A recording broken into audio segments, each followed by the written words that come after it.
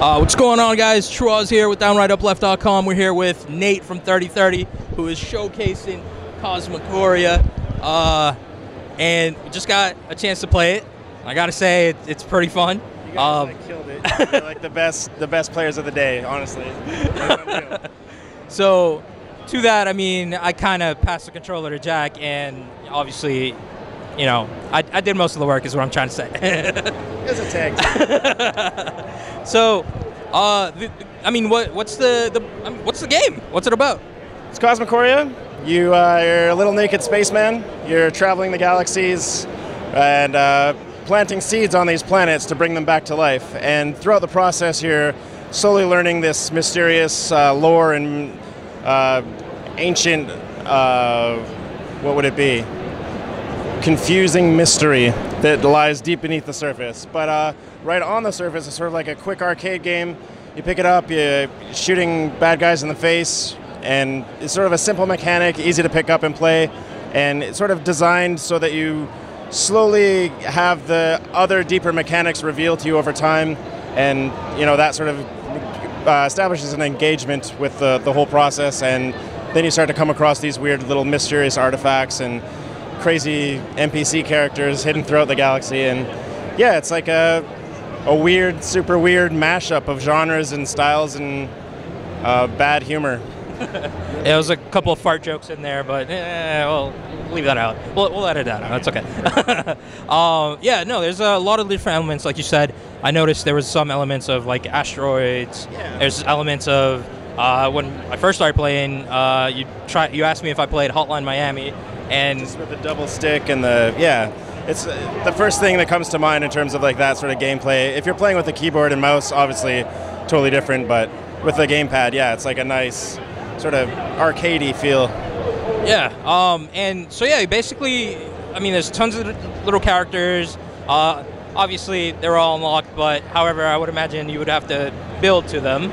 Yeah, there's a lot of like puzzles and stuff. Like you might come across an item just in one of your playthroughs. You'll find like this weird little like brick of hot metal or of normal metal, and you'll be like, okay, well, I don't know what this metal is for, and you can pick it up and carry it around with you, and you'll have no idea what it's for. And then one time you'll actually accidentally touch some lava, and the metal will heat up. Now it's like hot metal, and then you can do something else with it, and it'll turn into a robot costume. So it's like these weird little sort of sequence of puzzles kind of thing, where you might find something that you can bring to another guy, and he'll send you on some journey to find something for him, and then when you bring it back, he'll give you something else. And yeah, so all these little like tidbit things that you can either choose to ignore because they're not crucial to actually, you know, finishing or even just enjoying the game, but they're sort of there to sort of prolong the experience and just give you something else to kind of look into and, you know, have fun with sort of experiencing and discovering. Yeah, it's definitely a game of discovery. I mean, you're floating around and you basically you find planets. You find planets, you plant your flag, you plant some seeds, and you just keep discovering more. Now, about how many bosses do you think there are? There's about 7 right now. There's a couple more I'm sort of finishing up, and then a final boss, which will be sort of like an end game, like shows you the story. Because as you're sort of accomplishing the planets and like, you know, knocking them out one at a time, you're like capturing them, and you're getting like a big counter in the side showing you that you're like progressing. That sort of unlocking harder difficulty levels, more aggressive enemies start coming out, enemies that you haven't seen yet start coming out and like attacking you in different ways, and then new bosses, of course. Yeah, like at certain checkpoints, like crazy new mechanic type bosses, like you gotta like pick stuff up and, you know, figure out how to beat them and that kind of stuff. And then yeah, you're also learning little bits of the story along the way as well. As you go. Now, one thing that you mentioned while I was playing is that you don't necessarily have to go through the story. I mean, not at all. Yeah. I mean, the bosses will sort of give you a little glimpse, so it's sort of designed in a way that if you did beat a boss and you did get that glimpse into the story, it might be the first time that you're like, whoa, there actually is a story in this thing. If you completely ignored all the other stuff, or you know, you didn't even bother to, or you didn't even come across it in that case. So the bosses sort of give you a chance to actually see that there is a story, so you can seek it out.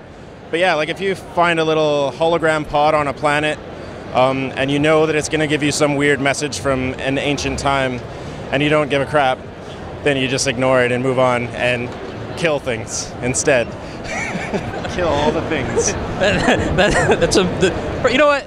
Perfect way to end it. Just kill all the things, pick up Cosmochoria, and kill all the things. It's a perfect way to describe it. Be naked and kill all the things. That's the tagline. That's the tagline? Cosmochoria. It's missing right there. Okay. Be naked and kill all the things. And plant plants. And plant, exactly. Plant and Hotline Miami. Wait, we're diluting the message here. Yeah, okay. So Cosmochoria, you can pick it up on Steam. Yeah, it's in early access right now. It should be a few weeks before it's 100% complete. Moved into the Steam official store where they'll actually, for once, hopefully feature it. But yeah, it's been really good, and good feedback from the early access peeps. They're giving me very good gameplay feedback, and refining the controls and fixing the bugs and adding new stuff and seeing what people like and what they don't like. So it's been a really cool process since about September, and now we're sort of wrapping it up and ready to rock. Right on. So yeah, if you haven't, pick it up, check it out, and play 2 Drool. Thanks, guys.